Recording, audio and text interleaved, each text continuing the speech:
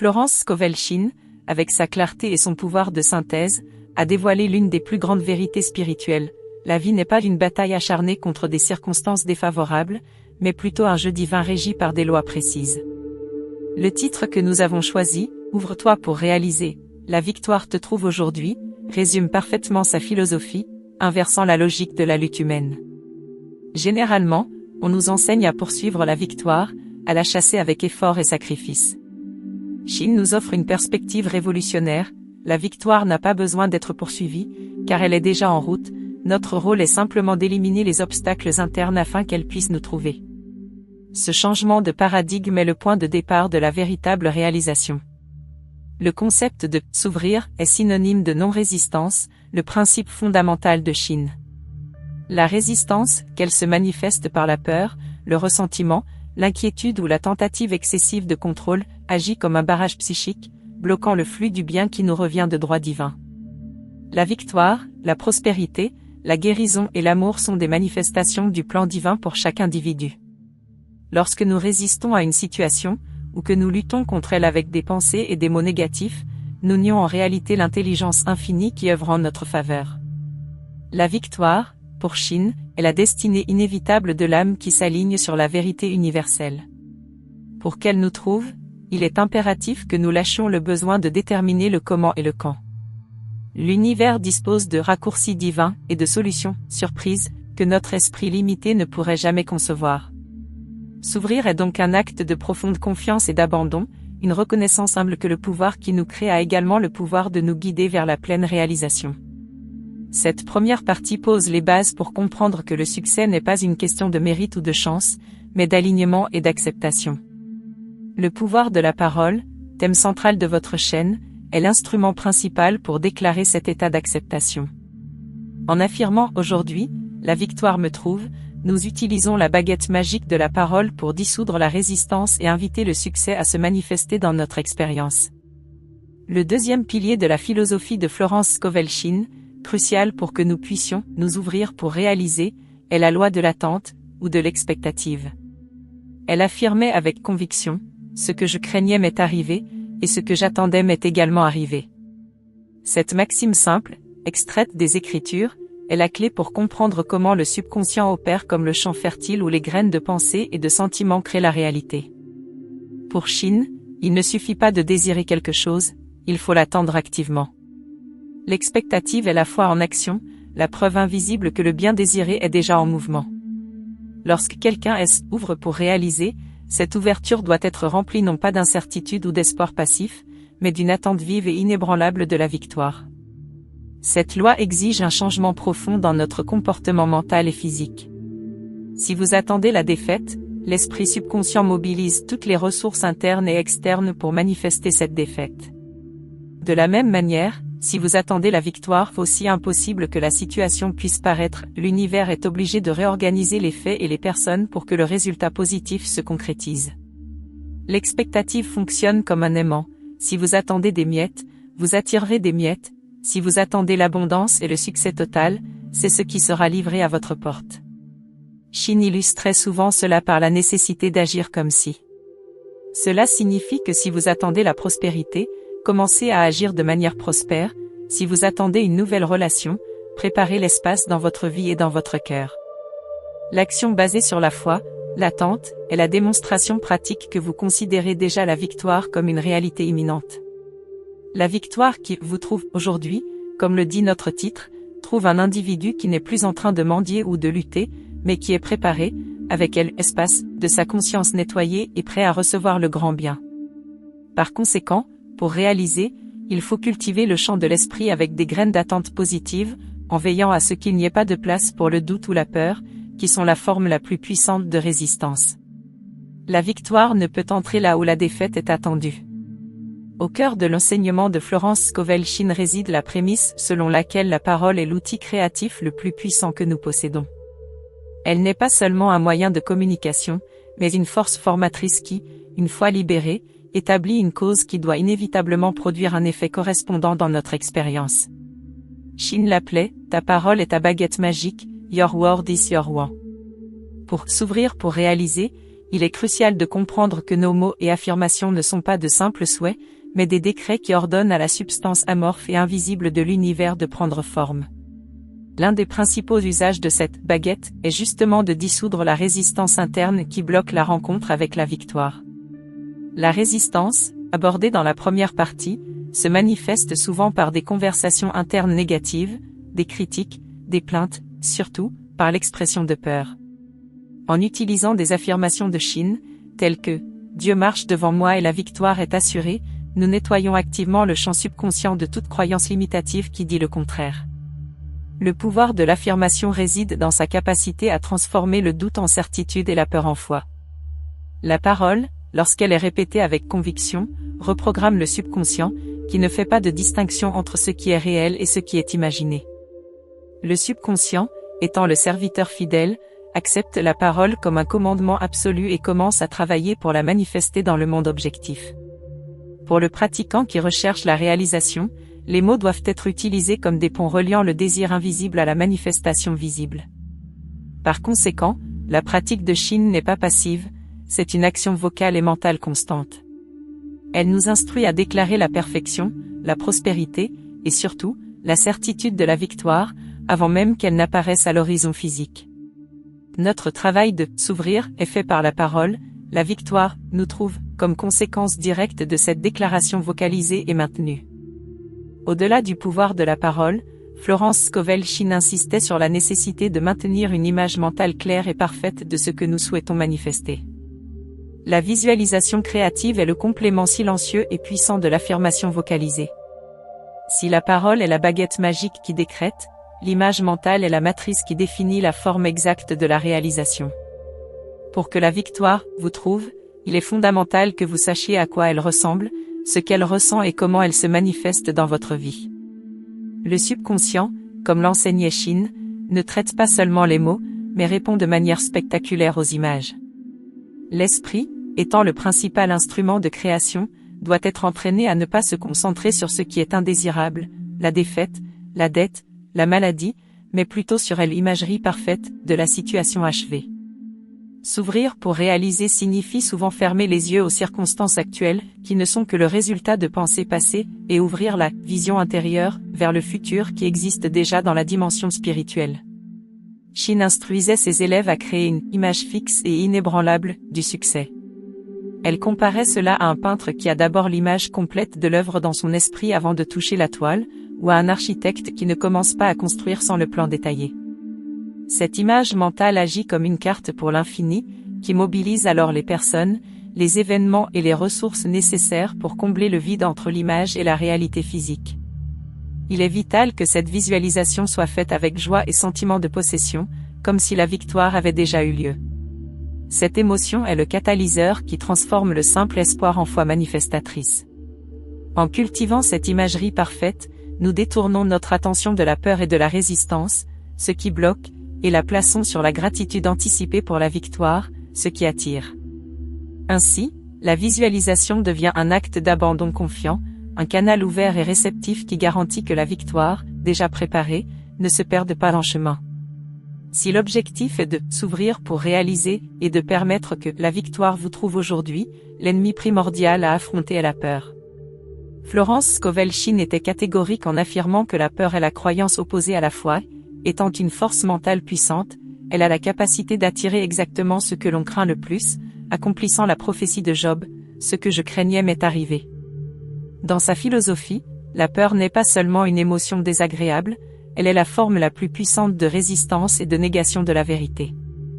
La peur paralyse l'action, déforme la visualisation et sabote l'efficacité de la parole.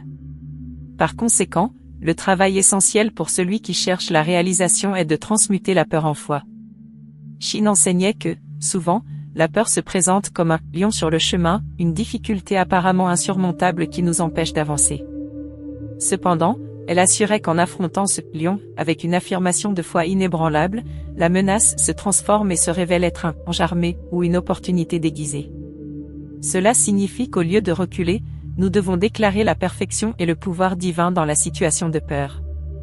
L'univers, selon Shin, est toujours prêt à accomplir la loi de la provision, mais il ne peut opérer qu'à travers la conscience libérée de la peur et remplie de confiance.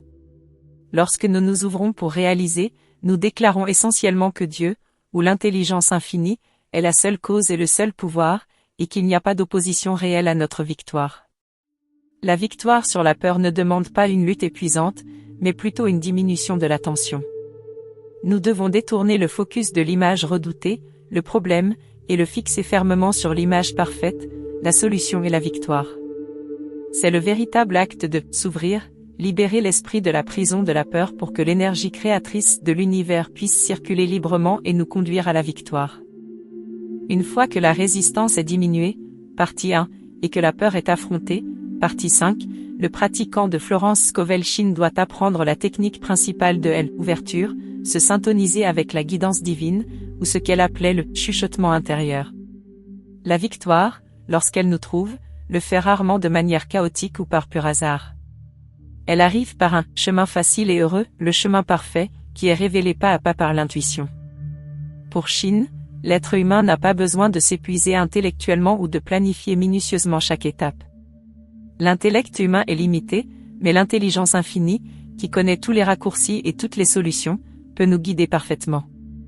L'acte de s'ouvrir pour réaliser implique de faire taire l'esprit rationnel et anxieux pour écouter cette voix calme et précise. L'intuition est la manifestation de la sagesse divine en action, nous guidant vers les bonnes personnes, les décisions correctes et le moment parfait pour agir. Shinn insistait sur la nécessité de poser la question, puis d'attendre la réponse, en restant alerte à toute perspicacité, idée soudaine, sentiment de paix ou même la répétition d'un signe extérieur. Cette attente, cependant, n'est pas une passivité paresseuse, mais une activité de réception attentive. Beaucoup échouent dans la manifestation parce qu'après avoir décrété la victoire, partie 3, ils insistent pour suivre leur propre plan et ignorent les panneaux de signalisation divins. La victoire vous trouve, mais vous devez être au bon endroit, au bon moment, et c'est l'intuition qui fournit la carte. Si vous souhaitez réaliser quelque chose, commencez par l'affirmation « Je suis divinement guidé ». Le chemin juste et parfait se révèle maintenant. Cela garantit qu'au lieu de se heurter à un mur, vous glissez doucement vers le succès inévitable qui vous appartient déjà. S'ouvrir, c'est donc faire confiance à la voix qui en sait plus que vous. Parmi les méthodes les plus efficaces que Florence Scovel Shinn a léguées pour s'ouvrir pour réaliser, il y a l'utilisation de la gratitude anticipée et de la louange.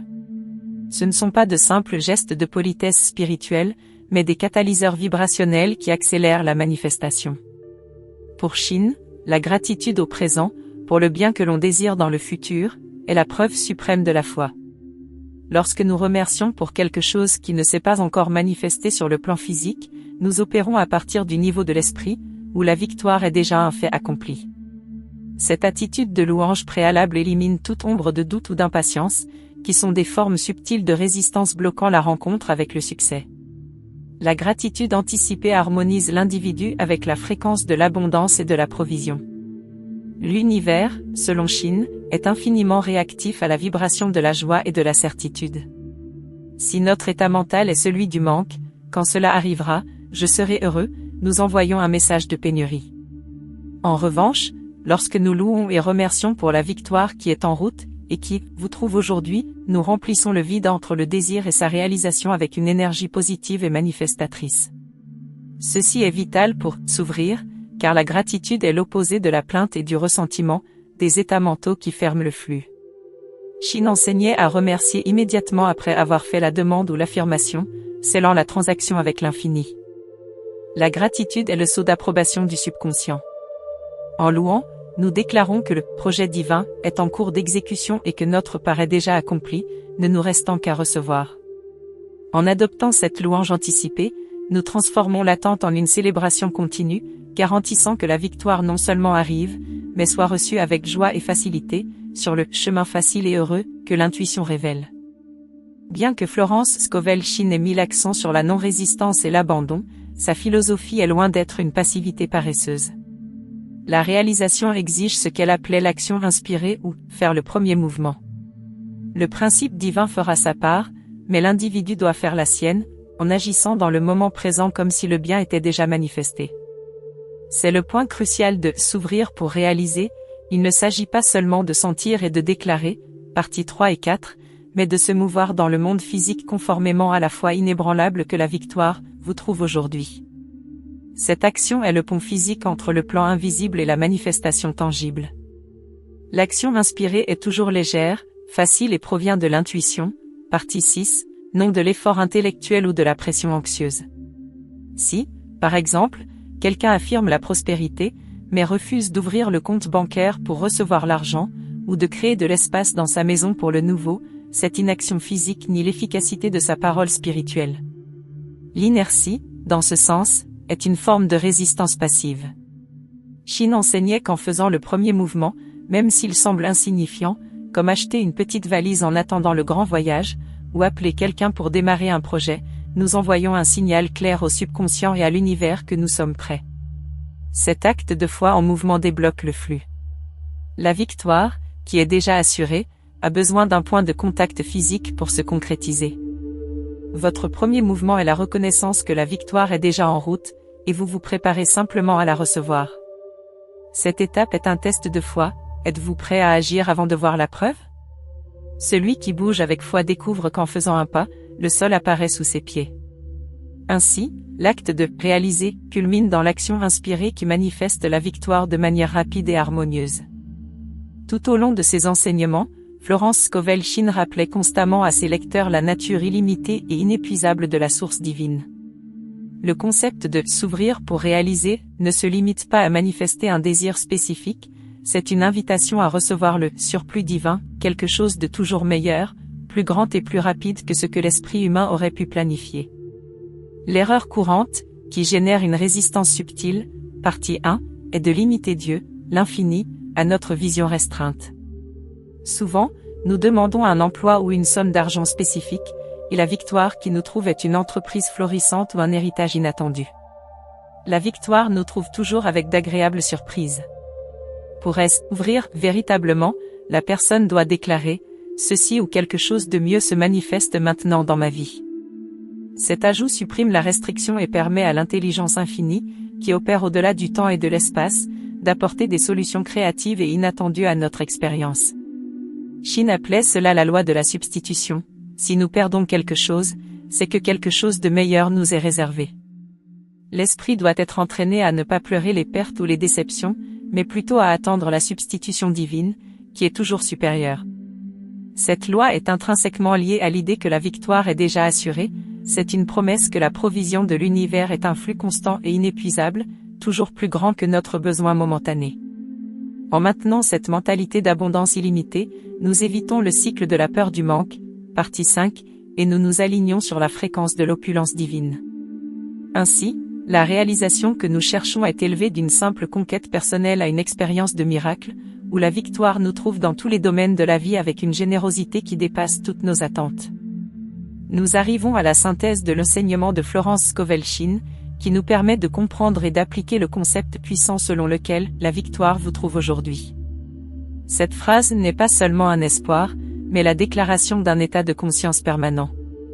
S'ouvrir pour réaliser est, par essence, l'acte de maintenir l'esprit dans un état de paix et de certitude inébranlable, indépendamment des apparences extérieures, parties 1 et 5.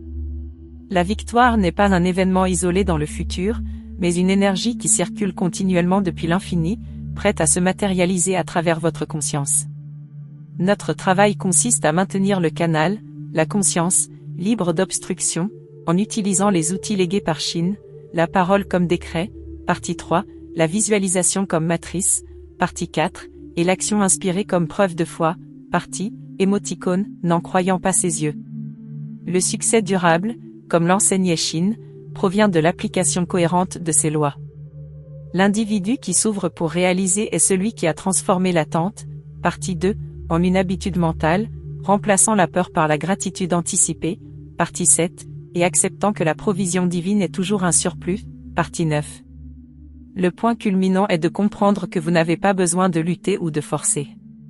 Au lieu de courir après la victoire, vous marchez simplement dans sa direction, guidé par l'intuition, partie 6, sachant qu'elle vient à votre rencontre sur le chemin facile et heureux. Rappelez-vous que l'univers est un écho, et il reflète la certitude que vous projetez. Si vous déclarez et ressentez la victoire dans elle instant présent, elle se manifeste dans elle après. Le pouvoir des mots, thème central de votre chaîne, est ce qui scelle cette vérité. En décrétant « Aujourd'hui, la victoire me trouve », vous utilisez la baguette magique pour fermer la porte au doute et ouvrir le chemin à la manifestation immédiate du plan divin pour votre succès.